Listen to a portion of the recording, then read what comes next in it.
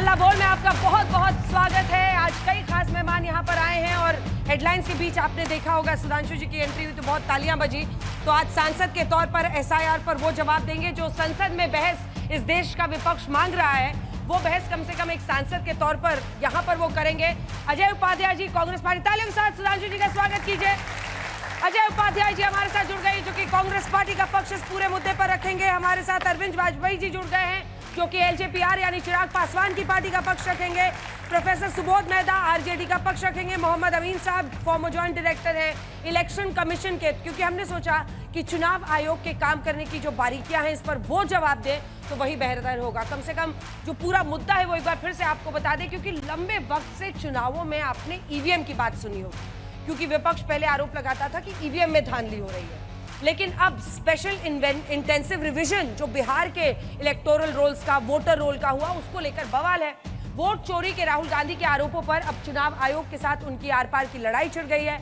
आज राहुल गांधी ने बेंगलुरु की रैली में वोटर लिस्ट में भारी गड़बड़ी के साथ कथित सबूतों वाले एटम बॉम्ब को फिर चलाया। लेकिन कल से चुनाव आयोग उन्हें सिर्फ एक काम करने को बोल रहा है और वो ये कि कानून के मुताबिक उन्हें एक शपथ पत्र भरकर आधिकारिक शिकायत तो करनी चाहिए, और अगर वो ऐसी शिकायत करते हैं तो जो फर्जी वोटर हैं उनकी जांच शुरू हो सकेगी। सूत्रों के मुताबिक चुनाव आयोग ने राहुल गांधी के सामने विकल्प रख दिया है कि या तो वो शपथ पत्र भरे या देश से माफी मांगे। लेकिन कल से राहुल गांधी कभी कहते हैं कि मैं पॉलिटिशियन हूं, मेरा वचन ही मेरा शपथ है, तो कभी कहते हैं कि मैंने संविधान की शपथ ली है। सवाल यह है कि वोट चोरी के राहुल गांधी के आरोपों में अगर वाकई दम है तो आज बात आर पार की होनी चाहिए, और यही सबूत, यही तमाम बातें जो है ये अजय जी से पूछेंगे और सत्ता पक्ष की तरफ से सांसद जी हैं ही वो जवाब देंगे। और अमीन साहब को हमने चुनाव आयोग की तरफ से बुलाया हुआ है। जनता के सवाल भी होंगे। तालियों के साथ आप सभी का बहुत बहुत अभिनंदन। ये वो छात्र हैं जो कुछ देर में सवाल दागेंगे, लेकिन उससे पहले ये रिपोर्ट।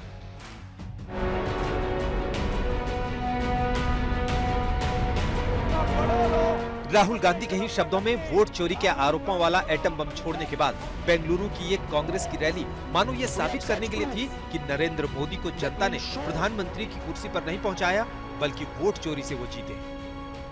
अगर हमें इलेक्ट्रॉनिक डेटा मिल जाए हम साबित कर देंगे कि हिंदुस्तान का प्रधानमंत्री चोरी करके प्रधानमंत्री बना है। बेंगलुरु की रैली से पहले राहुल गांधी ने कल वोट चोरी के जो सबूत प्रेस कॉन्फ्रेंस में देने का दावा किया था, आज उसी पर आधारित 8 मिनट का वीडियो डाला। जब मैं छोटा सा था 1980 में प्रियंका और मैं घर में लेई बनाते थे, रात को निकलकर पोस्टर चिपका। वीडियो में जहां अपनी और प्रियंका वाड्रा की राजनीतिक समझ पोस्टर चिपकाने के दावे से शुरू की, तो वीडियो के आखिर में मानो चुनाव आयोग से वो दो हाथ का संकेत दे रहे थे। इलेक्शन के ऑफिसर्स को साफ कह रहा हूँ, आप जो कर रहे हो गलत कर रहे हो, ये ट्रीजन है, देश के खिलाफ है, ये मत भूलिए। टाइम आएगा हम आपको पकड़ेंगे, बचने वाले नहीं। कुल जमा राहुल के जो आरोप हैं वो ये हैं कि 2024 के चुनाव में जिस बेंगलुरु सेंट्रल पर बीजेपी जीती, वहां के महादेवपुरा विधानसभा सेगमेंट में 1 लाख से अधिक फर्जी वोटर हैं। उन्होंने एक ही व्यक्ति के 1 से ज्यादा जगहों पर वोटर होने, फर्जी पते वाले वोटर, एक पते पर कई वोटर, वोटर लिस्ट में वोटर की फोटो नहीं या बहुत छोटी या नए वोटरों के दुरुपयोग के आंकड़े गिनवाए हैं। लेकिन राहुल के आरोपों के बाद सबसे पहले कर्नाटक चुनाव आयोग, फिर महाराष्ट्र और हरियाणा के चुनाव आयोगों ने एक एक आरोप पर शपथ पत्र देने को कहा है ताकि जांच शुरू हो सके। सूत्रों के मुताबिक चुनाव आयोग ने राहुल गांधी के सामने विकल्प रख दिया है कि वो या तो शपथ पत्र भरें या देश से माफी मांगे। झूठा शपथ पत्र कानूनन जुर्म है, लेकिन राहुल ने साफ कर दिया है कि वो कोई एफिडेविट नहीं देने वाले। मुझसे इलेक्शन कमीशन एफिडेविट मांगता है, मुझसे कहता है कि मुझे ओथ लेना है, ओथ लेना है। मैंने पार्लियामेंट के सामने, पार्लियामेंट के अंदर ओथ लिया है। Two responses have come from Election Commission while you're doing this press conference. One is that the Karnataka CEO has said that will you say all this under oath?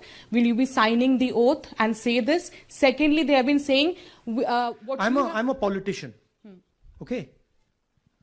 What I say to the people is my word. Right? I'm saying it publicly to everybody. Take it as an oath. Rahul Gandhi ने अपने आरोपों में आदित्य श्रीवास्तव और विशाल सिंह के जिन 2 लोगों का बेंगलुरु के अलावा यूपी में वोटर लिस्ट में नाम होने का आरोप लगाया था, यूपी चुनाव आयोग ने कहा है कि दोनों यूपी के वोटर नहीं। आज तक आदित्य श्रीवास्तव के पिता के लखनऊ वाले घर पर पहुंचा।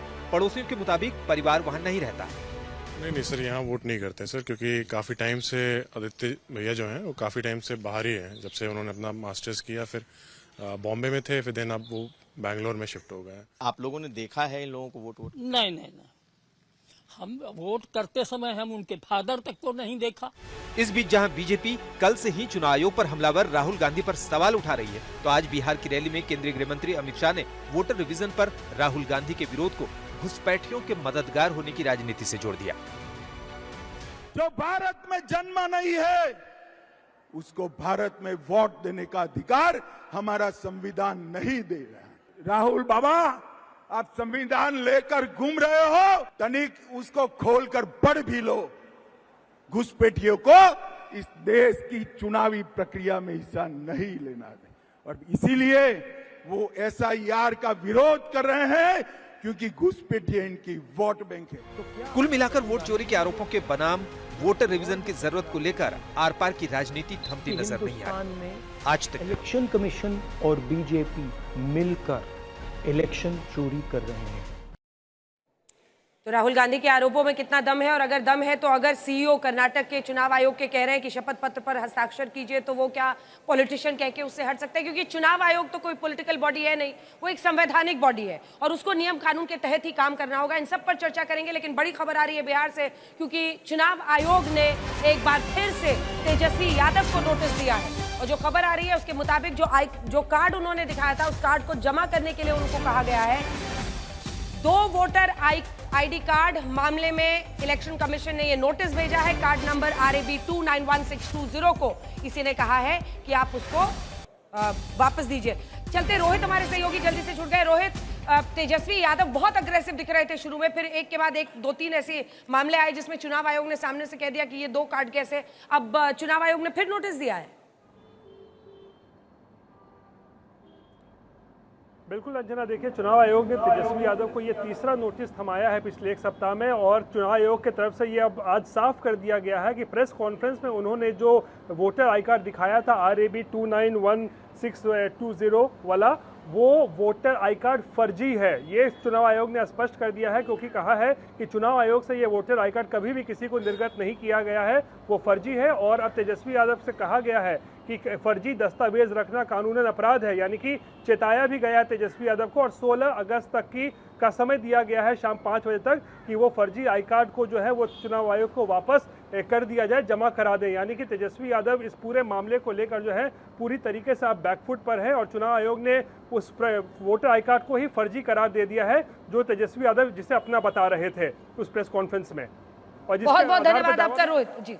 जी बताइए। मतलब लेकिन क्या आरजेडी का मूड क्या है? क्या बैकफुट पर जाने को तैयार है? क्योंकि यही तो वो इशू है जिसको लेकर, चाहे बिहार का चुनाव हो, वहां पर कर्नाटक में राहुल गांधी, महाराष्ट्र में उससे पहले मोर्चा संभाले हुए हैं।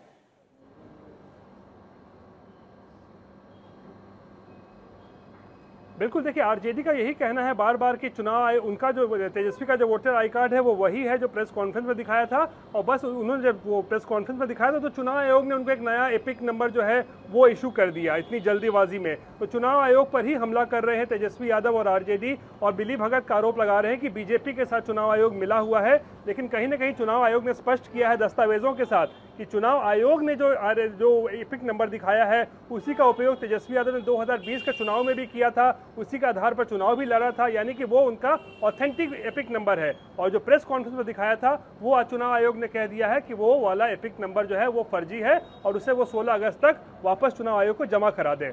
जी, मामला तो गंभीर होगा, क्योंकि ऐसे में अगर फर्जी कार्ड था वो गलती से बना या जानबूझकर बनाया गया, क्या है? बहुत बहुत धन्यवाद आपका रोहित, इस तमाम जानकारी के लिए, हमारे साथ जुड़ने के लिए। सुधांशु त्रिवेदी जी, मामला तो ये है ना कि जनता के मन, आप सब वोट डालते हैं जितने हैं, कुछ कम है क्या 18 से? सारे डालते हैं ना वोट? इतना डर के क्यों बोल रहे हो? सब डालते हैं ना? हाँ, तो हाथ उठाइए जितने लोग वोट डालते हैं। 2-3 हैं जो नहीं डालते हैं। पीछे वाले से कैसे पूछ रहे हो यार, तुम वोट डालते हो कि नहीं डालते हो? चलिए ये बताइए कि आप लोगों को लगता है कि गड़बड़ी होती है आपके वोट के साथ? अगर एक भी यहां पर है तो हाथ उठाइए। किसी को लगता है? ऐसे बीच में क्यों उठा रहे हो? उठा। अच्छा, 2 लोगों को इधर से, 2 लोगों को लगता है। चलिए आपके सवाल भी लेंगे और उसका जवाब सुधांशु जी देंगे। सुधांशु जी, पूरा खेल, इसीलिए मैंने यहां पर बच्चों से पूछा, भ्रम का है। अगर मन में शक आ जाएगा तो फिर उसका निवारण कैसे होगा? विपक्ष कहता है कि आप एसआईआर पर संसद में बहस कीजिए, आप लोग कहते हैं कि हम कैसे करेंगे, वो तो संवैधानिक बॉडी है, उसको जवाब देना है, कौन जवाब देगा? लेकिन सवाल है कि अगर वोटर के मन में डर आ जाएगा तो क्या कीजिए? देखिए, भ्रम और झूठ की शुरुआत कहां से होती है? अभी राहुल गांधी जी का आपने स्टेटमेंट दिखाया, क्या करें, 1980 में जब मैं बच्चा था तो मैं लेई बना के कांग्रेस के पोस्टर लगाता था। मतलब 8 साल की प्रियंका जी और 9 साल के राहुल गांधी और 7 साल की प्रियंका जी, मुझे लगता है लाखों दर्शक जो देख रहे होंगे सब दिल में समझते होंगे वो जेड सिक्योरिटी में जाके लेई लगाते थे। समझ जाइए आदमी किस प्रकार की बातें करने की शुरुआत करता है। यही समझिए इन्होंने जाके क्या बोला था, मैंने अपनी दादी के जमाने से देखा है पीएमओ में जाकर किस प्रकार का डिस्क्रिमिनेशन होता था एससी और ओबीसी के साथ। भाई साहब, जब दादी जी की मृत्यु हुई तब आप 14 साल के थे। अब ये 11, 12, 13 साल की उम्र में आप पीएमओ में जाते कैसे थे? वो अधिकारी आपको दिखाते कैसे थे? ये तो आपने उन अधिकारियों के ऊपर सवाल लगा दिया। और उसके बाद आप समझ कितना पाते थे? मुझे लगता है समझ तो वही जमाने की अटकी हुई है आज तक, उसके आगे की समझ हुई आज तक हुई नहीं है। अब आते हैं इसके ऊपर जो आज की बात है। देखिए, राहुल गांधी जी ने नासमझी में क्या काम किया कि एसआईआर का केस इतना स्ट्रॉन्ग कर दिया है कि यानी अब वो खुद कह रहे हैं कि अगर गड़बड़ हो दिखाई पड़ रही है तो भाई इसकी पूरी जांच होनी चाहिए। अब तो उनके हिसाब से एसआईआर नहीं, एनआरसी भी होना चाहिए। दूसरी बात मैं कर रहा हूं, यहां जितने लोग बैठे सबने कहा कि उन्होंने वोट डाला। जब आपने अपने डिटेल्स दिए होंगे तो उसमें एक लाइन होती ना, मैं शपथ पूर्वक कहता हूं कि मेरे सारे तथ्य सही हैं, अन्यथा जिम्मेदारी मेरी होगी। बस इतना ही तो चुनाव आयोग कह रहा है कि भाई जो आप लिख के दे रहे हैं वो भी शपथ में लिख दीजिए। अगर ये सारे लोग लिख सकते हैं, लाखों दर्शक जो देख रहे हैं वो लिख के दे सकते हैं, तो राहुल गांधी, मैं तो शहंशाह आलम वली अहद सल्तनत फर्जंद अंजुमन हूं, मैं थोड़ी लिख के दूंगा, मैंने तो कह दिया, बस उतना ही काफी होगा। तीसरा मैं कहना चाहता हूं, अब बिल्कुल आप टेक्निकल देखिए, आज अभी 1 सितंबर तक बिहार में आरोप जो जिसको प्रॉब्लम है वो अपने वो दे सकता है। 1,60,000 विपक्ष के वोटर हैं, वो सॉरी बूथ लेवल एजेंट हैं। अब बताइए 62 लाख जो हैं वो जहां पर आपत्ति है, ठीक है, जरा 1.6 को 62 को 8 दिन से डिवाइड करिए और उसके बाद 1.6 लाख से डिवाइड करिए तो 5 वोटर पर डे यदि ये केवल जांच करें तो 10 दिन में सारों की कंप्लेन हो सकती है। पूछिए 8 दिन में कितने किए हैं? अरे करेंगे ही नहीं, क्योंकि जब कुछ है ही नहीं तो करेंगे कहां से। इसीलिए इनका कुल मिलाकर मामला ये है। और जहां तक मैं कहना चाहता हूं एक और बात, देखिए कर्नाटक की एक असेंबली सेगमेंट के लिए कह रहे हैं, कर्नाटक में आपकी सरकार है, आपका सीएम क्यों नहीं प्रेस कॉन्फ्रेंस कर रहा? डिप्टी सीएम क्यों नहीं बोल रहा? चलिए आप कहेंगे सरकार से नहीं बुलवाना, तो प्रदेश अध्यक्ष क्यों नहीं बोल रहा? आपके राष्ट्रीय अध्यक्ष खड़गे जी कर्नाटक से हैं, सबसे सीनियर नेता हैं, वो नहीं बोल रहे हैं। यानी सरेआम राहुल गांधी अपमान कर रहे हैं कि कर्नाटक स्टेट के बारे में उनको अपने सीएम, डिप्टी सीएम, प्रदेश अध्यक्ष और राष्ट्रीय अध्यक्ष ज्यादा पता है। It is a PR exercise. और लास्ट में मैं कहना चाहूंगा, अंजना जी, जो आपने कहा कि वहम, अगर भ्रम उत्पन्न हो जाए, बिल्कुल भ्रम का इलाज तथ्यों से हो सकता है, मगर जिसको भ्रम कहां से उत्पन्न हो जाए?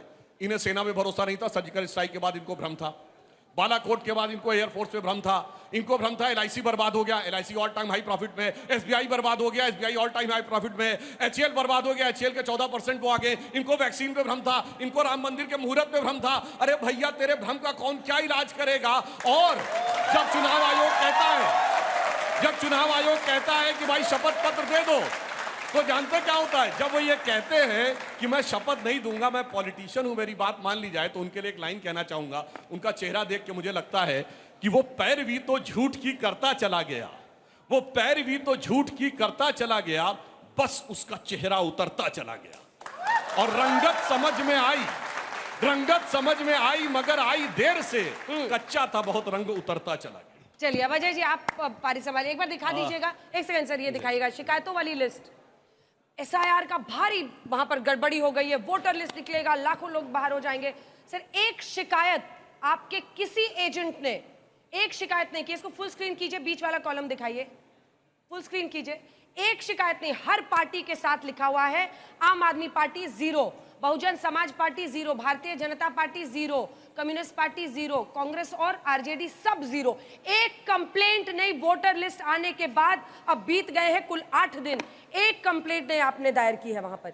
लीगली काम करना नहीं है, कागज पर काम करना नहीं। अरे पॉलिटिशियन राहुल जी है ना, चुनाव आयोग थोड़ी पॉलिटिशियन है, उसको तो कागज चाहिए होगा ना कि ये कंप्लेंट है। भाई साहब का जवाब दूंगा, उसके बाद आपका भी जवाब दूंगा। मैं चाहूँगा कि सब शांति से सुने। भाई साहब ने बड़ी अच्छी बात कही है, सुधांशु जी ने। सच बात है, जहाँ कोई रेलवे स्टेशन नहीं था वहाँ चाय बेचते थे, कोई सब्जेक्ट नहीं है इंटायर पॉलिटिकल साइंस के, वो एमए पास कर गए।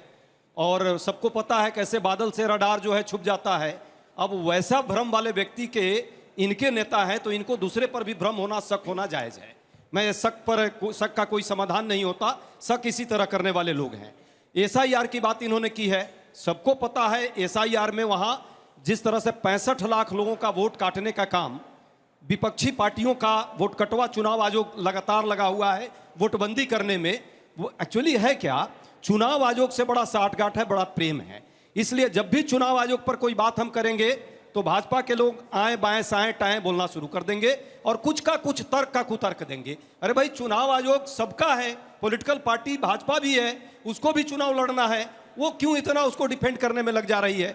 हम ये पूछना चाहते हैं, इस देश के लोग जानना चाहते हैं, चुनाव निष्पक्ष होगा, पारदर्शी होगा तो लोकतंत्र के लिए अच्छा होगा या बुरा होगा। हम तो चाहते हैं कि लोकतंत्र मजबूत हो, इस देश में संविधान से शासन की व्यवस्था जो बनाई गई है वो चले। लोकसभा में जब बात आएगी, चर्चा की, इतने समय से लोकसभा बार बार डिस्टर्ब हो रही है, चर्चा नहीं होगी। क्या उदाहरण दे रहे हैं, आज तक कोई चुनाव आयोग पर चर्चा नहीं हुई। 2005 में लोकसभा में चर्चा हुई है, 95 में चर्चा हुई है, 91 में चर्चा हुई है, 81 में चर्चा हुई है। पर भाजपा के काल में 2014 के बाद तो चर्चा, पर्चा, खर्चा इसका कोई माती नहीं है। ये तो अपने हिसाब से रखते हैं जो चलाना है। बात कर रहे हैं हलफनामा की, अब इस पर भी बहुत महत्वपूर्ण बात है। चुनाव आयोग को ये सबूत के साथ अभी तक बोलते थे आप सबूत दीजिए, सबूत दीजिए, सबूत दीजिए। हमारे नेता ने 6 महीना की मेहनत से सबूत लाया, चुनाव आयोग की फर्जीगिरी की पूरी पोल खोल दी सरेआम। कौन है? नेता प्रतिपक्ष हैं। ये कह रहे हैं कि आपका जिलाध्यक्ष क्यों नहीं कहा, आपका प्रदेश अध्यक्ष क्यों नहीं कहा, आपका राष्ट्रीय अध्यक्ष क्यों नहीं कहा। मुझे पता है संवैधानिक संस्थाओं पर प्रश्न लगाने वाले लोग, इनको नेता प्रतिपक्ष पचता नहीं है।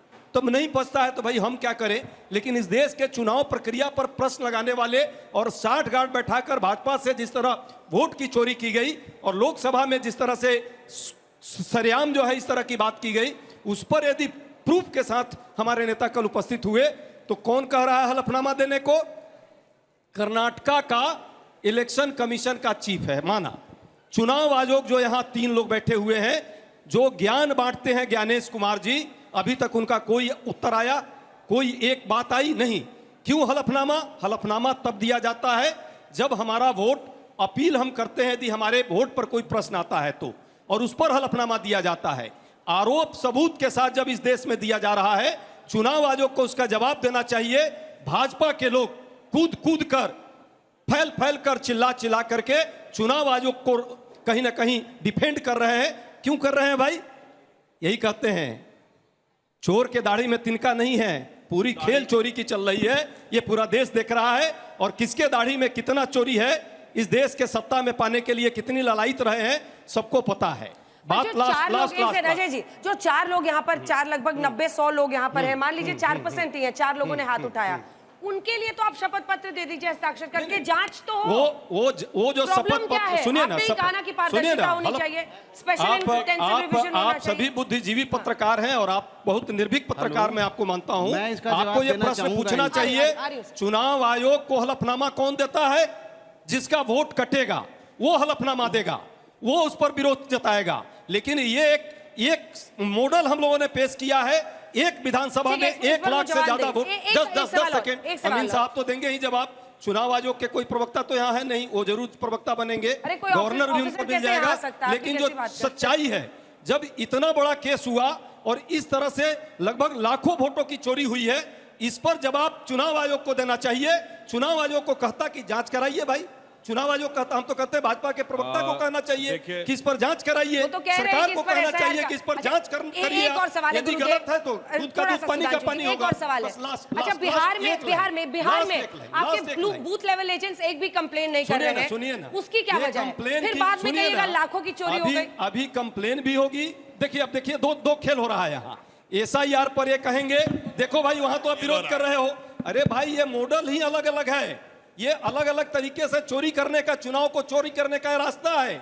और जब सैया भाई कोतवाल तो डर कहेगा, भाजपा के तो सैया है चुनाव आयोग का, कोतवाल भाजपा कर रही है अपना, तो चुनाव आयोग को क्यों डर होगा? अभी तक चुनाव आयोग जवाब नहीं थी, एसआईआर पर अब प्रश्न लगा रहे हैं। अरे भाई 64 लाख लोगों का वोट, वहां वोट काट करके आप जीत सकते हो, जहां जोड़ करके जीत सकते हो वहां जोड़ने का काम किया, पकड़ में आ रही है, तो आप परेशान हो रहे हैं।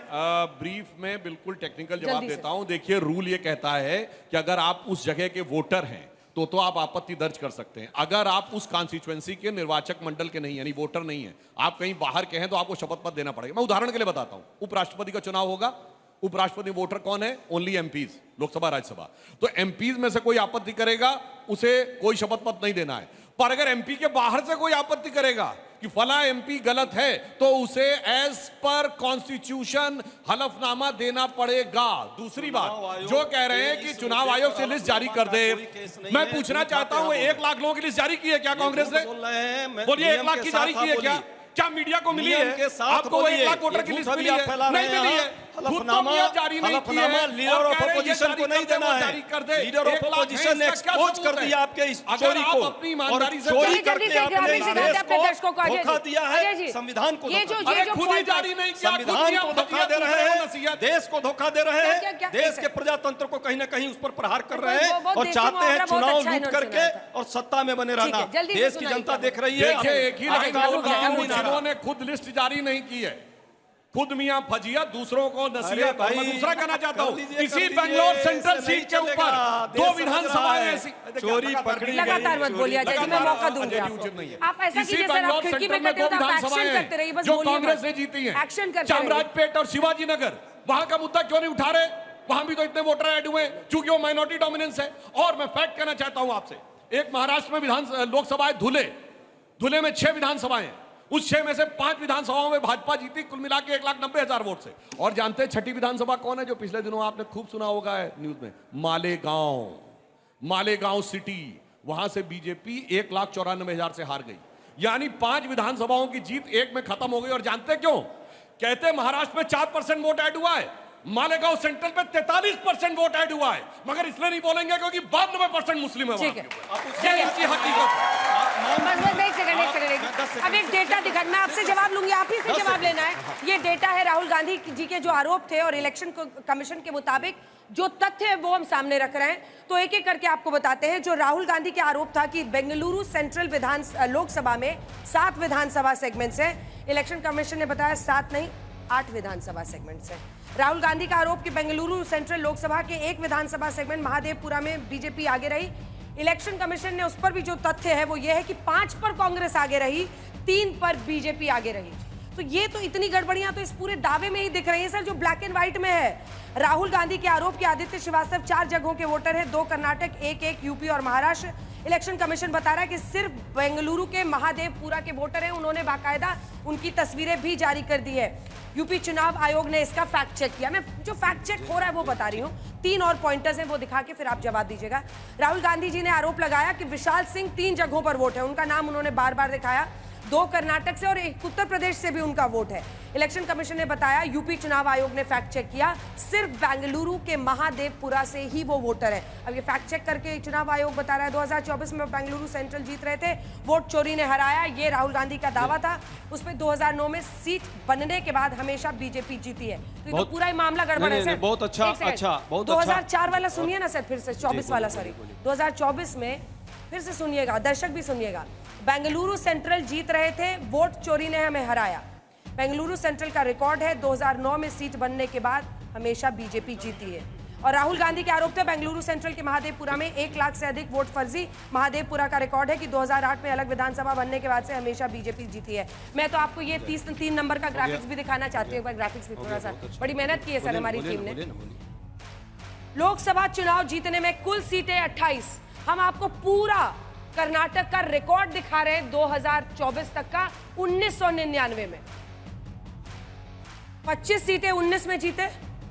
उसके अलावा आप बीजेपी का रिकॉर्ड देख लीजिए, 18 सीटें जब उन्होंने जब जीती 2004 में किसकी सरकार बनी थी? मनमोहन सिंह जी की सरकार थी, तब तो चुनाव आयोग पर बीजेपी की नहीं चलती होगी। 19 सीटें उन्होंने 2009 में जीती जब यूपीए की सरकार बनी और आप ही की सरकार भी थी, तो तब तो उनकी नहीं चलती होगी। उसके बाद से तो 17 पर ये आए हैं और फिर एक बार 25 सीटें उन्होंने 19 में जीती, फिर वो 17 पर आ गए हैं। तो फिर कैसे हुआ ये सब?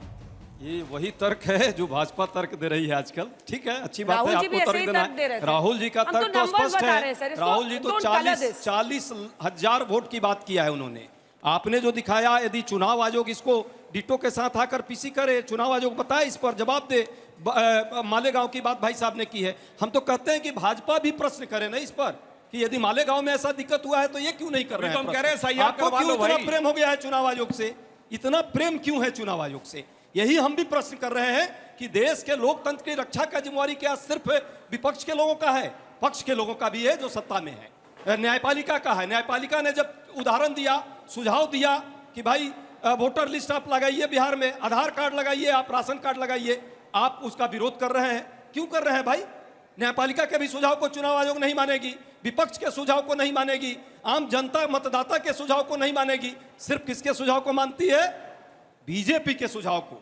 इसलिए क्योंकि बीजेपी के साथ चोर चोर मौसेरे भाई का ये संबंध है, ये पूरा देश देख रहा है। और ये कोई भी आर्गुमेंट दे दे, जवाब चुनाव आयोग को देना चाहिए। चुनाव आयोग आकर के डंके की चोट पर जवाब दे कि नेता प्रतिपक्ष देश का झूठ बोल रहा है। सर खाली जवाब ही सवाल चलेगा कि कुछ काम भी कीजिएगा। एक सेकंड, आप ईवीएम पर सुप्रीम कोर्ट गए ना, इस पर सुप्रीम कोर्ट जाइए। अंजना जी, शपथ पत्र नहीं देंगे। अंजना जी, अब मेरा समय आ गया है।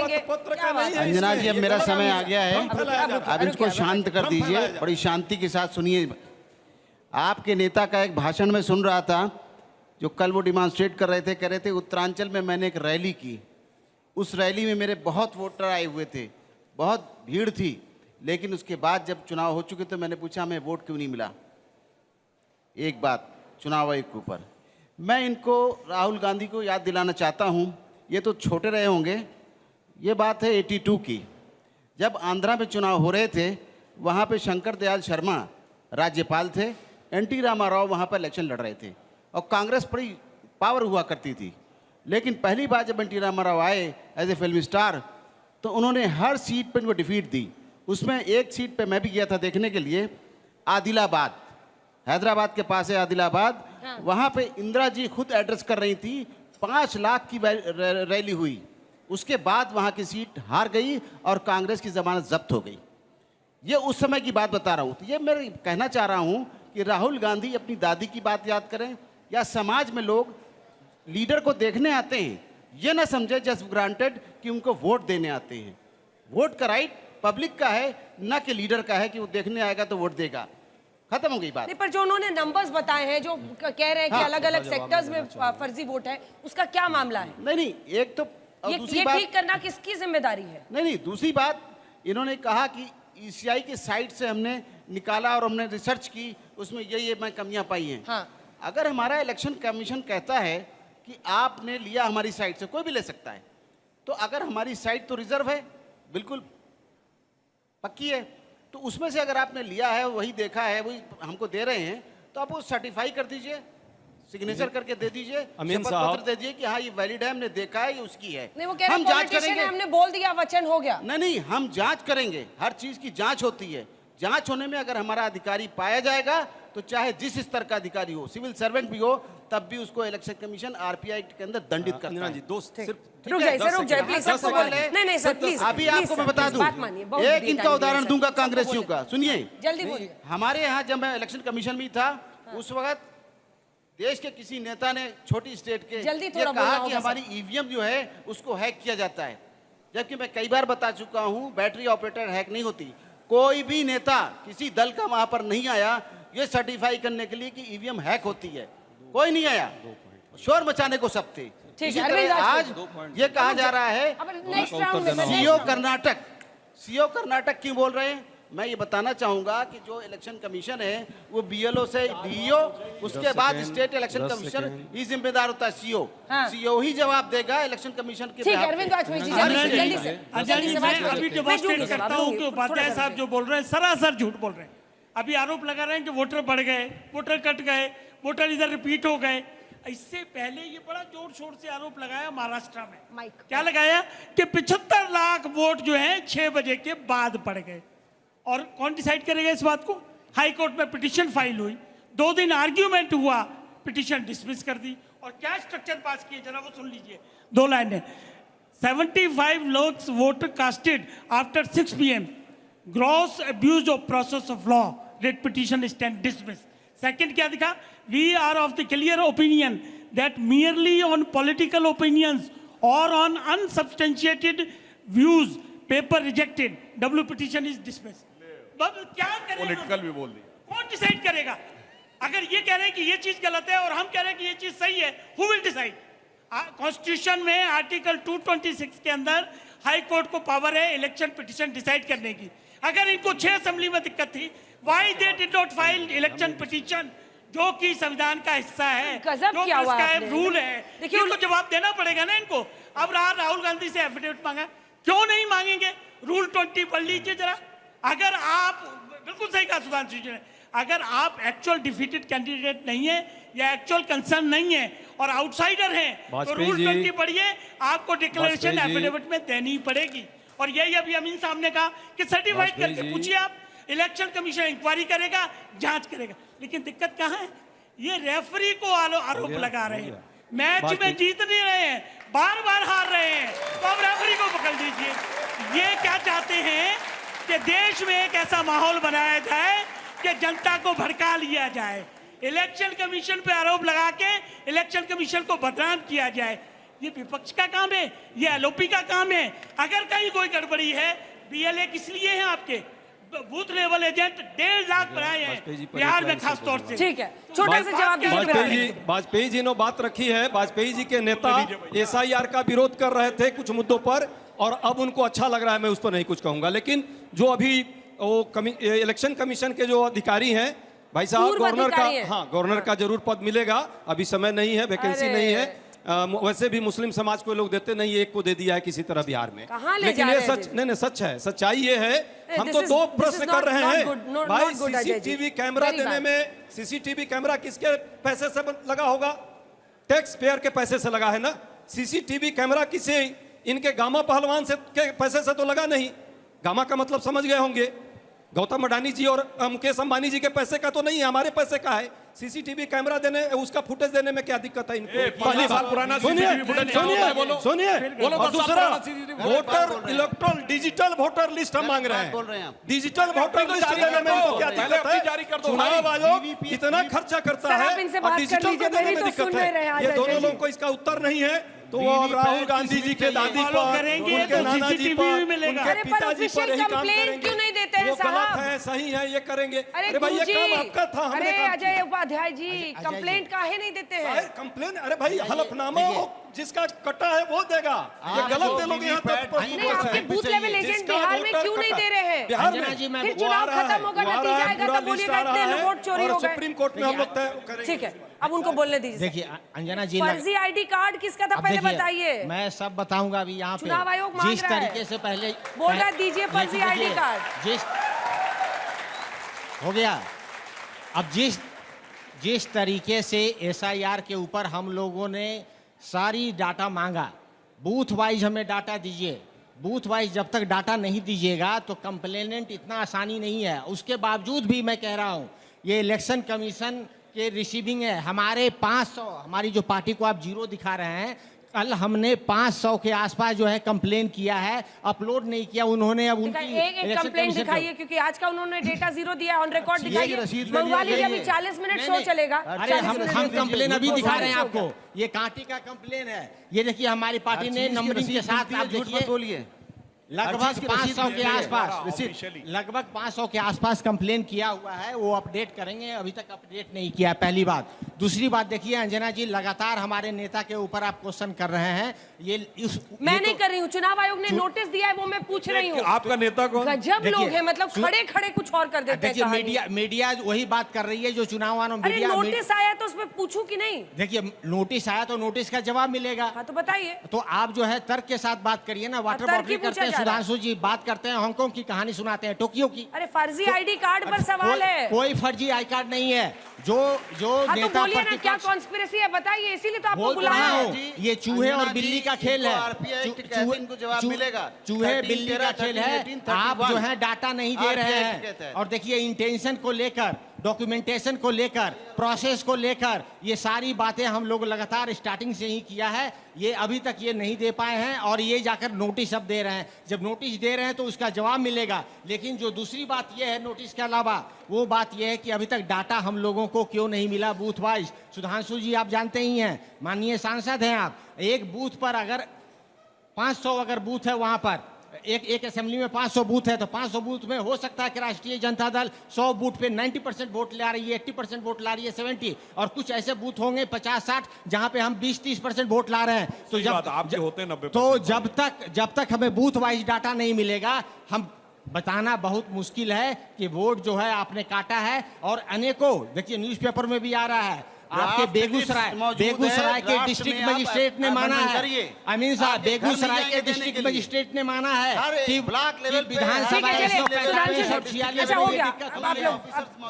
सुधांशु जी देखिए, गृह मंत्री अमित शाह जी ने भी लिखा है, एक सेकंड, गृह मंत्री ने भी लिखा है कि आप लोग, राहुल जी को उन्होंने एड्रेस करके लिखा है कि चुनाव में गड़बड़ी, शुद्धिकरण इससे पहले भी हुआ है, आप लोग चुनाव हारने वाले हैं इसलिए अभी से बहाना बना रहे हैं। लेकिन आरजेडी तो सबसे बड़ी पार्टी है पिछले चुनावों की बिहार की। देखिए अभी जो कहा गया, कुल मिला के क्या संख्या बोली गई, बड़ी मुद्दत के बाद अरमानों की कलियां मुस्कुराई हैं, तो 500 बोले 62 लाख में, जरा डिवाइड करिए 562 लाख से 0.0008%, वो भी एक भी अपलोडेड नहीं है, मतलब जो अधिकतम बोल पाए वो दशमलव के बाद 408%। अरे भैया उससे ज्यादा 1-2% तो मार्जिन ऑफ एरर होती है किसी तरह के काम में। दूसरी बात मैं कहना चाहता हूं, जानते हैं ये समस्या ये नहीं है, समस्या क्या है कि 2024 के चुनाव ने बहुत कुछ अलग दिखाया। आज से पहले लोकसभा के जब चुनाव होते थे तो एक ही पार्टी के कार्यालय में मिठाइयां बंटती थी और पटाखे फूटते थे, और दूसरे के यहाँ सन्नाटा छाया रहता था, मातमी माहौल रहता था। पर 24 में आपने देखा होगा पहली बार दोनों पार्टियों के कार्यालय में पटाखे छूट रहे थे और मिठाई हो रही थी। क्यों? हम तो तीसरी बार एनडीए के साथ स्पष्ट बहुमत पाए, मगर भाजपा 240 पे रह गई, तो हम तो सरकार बनने पे कर रहे थे, मगर वो जो यूं कर रहे थे, थर्ड डिजिट में 3 अटेम्प्ट में टच ना कर पाने के बाद वो किस खुशी में थे? आपको पता है किस खुशी में थे? उनको लग रहा था गठबंधन सरकार तो मोदी जी चला नहीं पाएंगे, उन्होंने तो कभी गठबंधन सरकार चलाई नहीं, हम निपटा देंगे 2-4 महीने में। अब जब लगा 1 साल पूरा हो गया, अब जिस ढंग से नीतीश कुमार जी और पासवान जी, हमारे चंद्रबाबू नायडू जी और सारे हमारे सहयोगी खड़े रहे, जब देखा एनडीए में एका है, तो फिर क्या करें, ऐसे घबराए कि उन्होंने कहा अब चुनाव आयोग के ऊपर आप आरोप लगाना शुरू करो। और मैं कहना चाहता हूं, जब से चुनाव की प्रक्रिया ट्रांसपेरेंट हुई है, जब से मतपेटियां लुटनी बंद हुई, इन्हें बहुमत मिलना बंद हो गया। जब से बूथ कैप्चरिंग बंद हुई, इन्हें बहुमत मिलना बंद हो गया। जब से वोटर आईडी कार्ड आया, बहुमत मिलना बंद हो गया। जब से लिटरेसी 50% पहुंची, बहुमत मिलना बंद हो गया। चुनाव में गोलियां चलनी बंद हुई, बहुमत मिलना बंद हो गया। अब बैठ के कह रहे हैं कोई लौटा दे मेरे बीते हुए दिन, जिसमें हम लूट के, पाट के, कब्जा करके बना लेते थे। मगर मैं उनसे कहना चाहूंगा, अम्मा मियां वो दिन लद गए जब उस्ताद लल्लू खफाक के उड़ाए। जब से आपने कमंडल। एक बड़ी खबर इस वक्त आ रही है, आपको बता दें, प्रधानमंत्री नरेंद्र मोदी की रूसी राष्ट्रपति व्लादिमीर पुतिन से फोन पर बातचीत हुई है, और न्योते की भी खबर आ रही है। पीएम मोदी ने रूसी राष्ट्रपति पुतिन से बात की है और उन्हें भारत आने का न्योता दिया है। इससे पहले याद रखिए, भारत लगातार अपना आउटरीच, जब से डोनाल्ड ट्रंप ने 50% टैरिफ लगा दिया है भारत पर, उसके बाद से भारत अपना आउटरीच बढ़ा रहा है ऐसे तमाम देशों के साथ।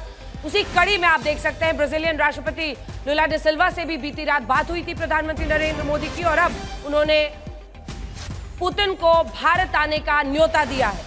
रूस के राष्ट्रपति व्लादिमीर पुतिन से प्रधानमंत्री नरेंद्र मोदी की बातचीत हुई है। यूक्रेन युद्ध को लेकर दोनों में बातचीत हुई है, ये जानकारी दी जा रही है। और ये खबर इसलिए भी बहुत मायने रखता है क्योंकि जिस तरह की लामबंदी की बात हो रही है, देखिए चाइना को हालांकि 34% टैरिफ लगा है और 90 दिन का उसको अभी वक्त भी मिल गया है, मोहलत मिल गई है, लेकिन बावजूद इसके अमेरिका के टैरिफ के खिलाफ चीन के विदेश मंत्रालय ने कहा। तो एक तरह से एक नए समीकरण का ताकत बनाने की कोशिश है। ग्लोबल साउथ पर भी जोर है, जिस कड़ी में बीते दिन ब्राजीलियन राष्ट्रपति लुला डे सिल्वा से भी पीएम ने बात की, और आज खबर आ रही है अब रूसी राष्ट्रपति से प्रधानमंत्री नरेंद्र मोदी ने बात की है। अब आप अजय जी उनका जवाब दे सकते हैं। कह रहे हैं गृह मंत्री अमित शाह, सवाल तो सुन लीजिए साहब। गृह मंत्री कह रहे हैं कि आप लोग चुनाव हारने वाले हैं, इसीलिए अभी से ही बहाना ढूंढ रहे हैं, जनता को बहाना बता रहे हैं। देखिए भाई साहब ने अभी बोला औरों की ख्यालात की लेते हैं तलाशी और अपने गिरेबान में झांका नहीं जाता। मित्रों, इस अब की बार 400 पार। क्या हुआ भाई? 240 पर आया और बैसाखियों के सहारे आप सरकार चला रहे हैं। सबको पता है इस SIR और इस चुनाव प्रक्रिया पर जो है चंद्रबाबू नायडू इनके जो सहयोगी हैं वो प्रश्न लगा रहे हैं, उनकी भी नहीं सुन रहे हो। JDU के सांसद ने अभी प्रश्न लगाया SIR को लेकर बिहार में, उस पर भी आपको प्रश्न लगाने पर उसका भी जवाब नहीं दे पा रहे हो।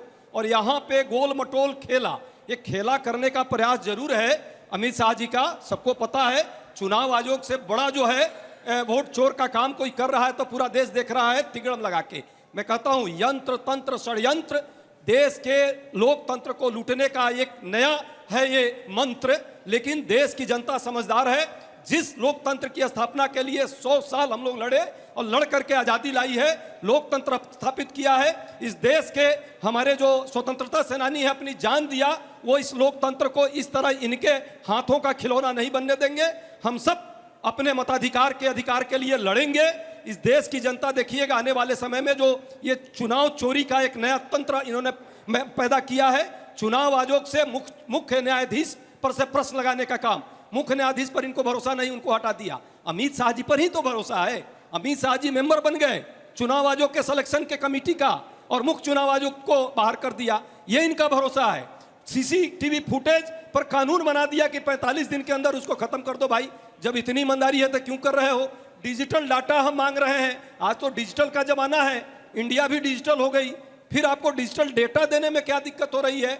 ये समझ में आ रहा है कि चोरी बड़ी है और चोरी पकड़ी न जाए, इसलिए ये भाजपा के लोग साठ गांठ बैठाकर चुनाव आयोग को सिर्फ कहीं ना कहीं उसको चाहते हैं कि बचाएं, लेकिन सब लोग समझ रहे हैं अब आप बचने वाले नहीं हैं। जनता आज न कल जागरूकता जनता के बीच है, जिसकी वोट की चोरी होगी वो लोकतंत्र पर प्रहार होने नहीं देगा, वो आएगा और इस चुनाव में भी आपको दिखेगा। प्रधानमंत्री जी जो बने हैं 240 सीट भी नहीं आती यदि ये चोरी नहीं। जब भी कोई पार्लियामेंट या असेंबली का चुनाव होता है, सबको पता है प्रिसाइडिंग ऑफिसर शाम को हर पोलिंग एजेंट को, हर पार्टी के पोलिंग एजेंट को साइन करके अपना डाटा कंप्लीट करके दे देता है। उसके बावजूद भी इन लोगों को डाटा चाहिए होता है, जो कि उसी दिन उसी समय मिलता है हर पार्टी को। फिर भी आप जो चल रहे क्यों डिलीट कर रहे हैं डेटा? कैमरा का रिकॉर्ड्स क्यों डिलीट कर रहे हैं? नहीं, कैमरे का रिकॉर्ड जो है वो सिस्टम है उसका 45 दिन, उस 45 दिन उसके बाद डिलीट होगा, उससे पहले नहीं होगा डिलीट। लेकिन इन लोगों को आदत है सिर्फ झूठ बोलने की, 6 महीने 45 दिन हर चीज अवेलेबल है। 6 महीने था हमारा तो या नहीं? आप थे जब चीफ इलेक्शन, आप इलेक्शन में थे, कितने दिन था जरा बताइए देश की जनता को। झूठ मत बोलिए यहाँ भाजपा की दलाली मत कीजिए, सच्चा बात बताइए, चीजों को कंफ्यूज न करिए प्लीज। देखिए सुनिए, क्यों आप 45 दिन का इलेक्शन पिटीशन की बात की थी, इलेक्शन पिटीशन 45 दिन के अंदर फाइल कर सकते हैं। क्यों? इसी तरह डाटा की लिमिटेशन है, हर चीज की लिमिटेशन होती है। प्लीज अंडरस्टैंड, रूल बुक से चलेगा। अगर किसी ये मौसम विज्ञान है, मौसम विज्ञानी देश देख रहा है आपको भी। ये तरीका वोट नहीं की है। चोरी, देखिए लोकतंत्र पर प्रहार करने वाले संवैधानिक इस तरह करेंगे। अजय जी ऐसे बहस नहीं हो सकती सर, ऐसे क्या तरीका है? देखिए संवैधानिक संस्था है इलेक्शन कमीशन ऑफ इंडिया, पूरे विश्व में एक ऐसी संस्था है जो 1950 से लगातार चुनाव कराती आ रही है और अभी तक 4,758 मीटिंग की है पॉलिटिकल पार्टी से। कल मैं डेलीगेशन लेके मिलके आया हूं, उन्होंने एक एक चीज करी है एक्सप्लेन, उसके अलावा हर पार्टी मिलके आई है और सारी चीजें समझ के आई है। लेकिन उसके बावजूद देश की जनता को गुमराह जानबूझ के किया जा रहा है और नैरेटिव बनाने की कोशिश की जा रही है, क्योंकि मेरिट्स पे ये जीत नहीं पाएंगे। 45 दिन पे ही जो वीडियो रिकॉर्डिंग हटाई जा रही है, उसके पीछे वजह क्या है? ये क्यों किया गया है?